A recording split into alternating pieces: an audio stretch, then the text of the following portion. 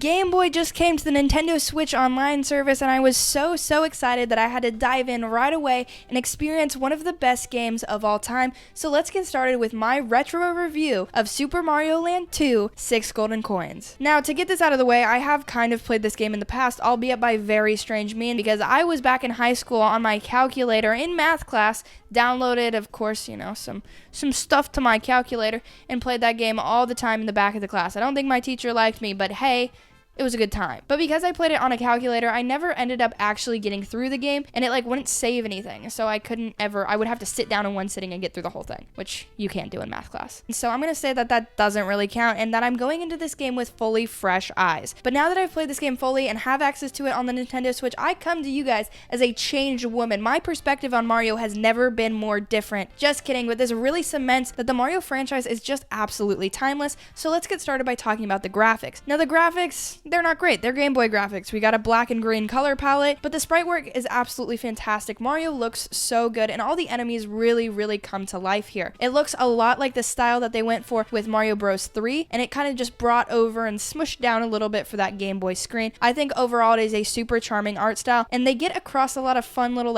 animations and stuff that really do bring this game to life. The enemy designs are fantastic, and all that kind of stuff of running and jumping and squatting down. Mario looks so fluid and great the whole way through. If you really don't like that Game Boy black and green color palette, you can also always change it over to the Game Boy Color, but I think Mario looks a little weird.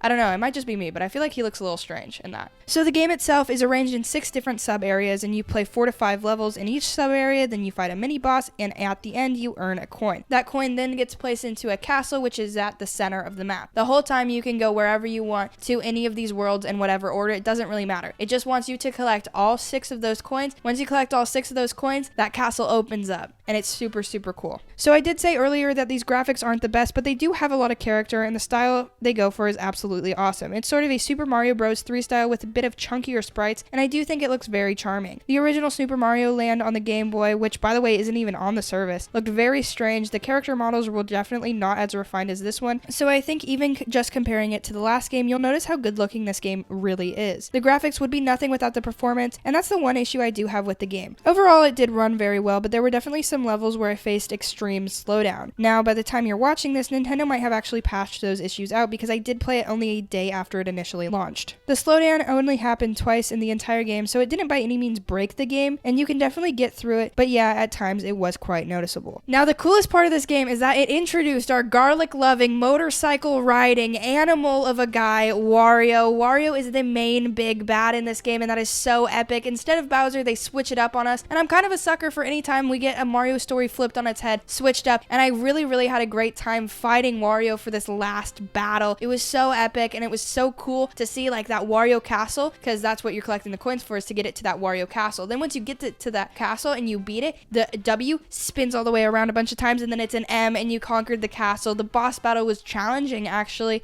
and super fun. I thought the whole experience of this game was actually super creative as well. All the levels were very inventive and different, and it didn't really feel like I was going through the same thing over and over again, and it felt like it separated itself a good amount from Mario Bros. 3 and the future Game Boy games that ended up coming out as well. While to many this game might feel a bit basic, the graphics aren't anything to freak out about. I think there is so much love and care put into this game that it is an absolute must play if you are a Mario fan. Because of all those reasons and everything I said earlier, I give Super Mario Land 6 Golden Coins a solid 8 out of 10 on the Nintendo Switch. You should definitely play it because it's literally free if you have the Nintendo Switch Online membership at any level. So if you have the expansion pass, you can play, but if you just have it for the base online, you can also play it. Highly recommend that you check this one out. If you enjoyed this video, you're also really gonna love this one about Super Mario Bros., the original one, on the NES online service as well. I reviewed that, did a whole retro review. It was so vibey, so check that one out as well. Also, remember to jump and Goomba stomp all over that subscribe button.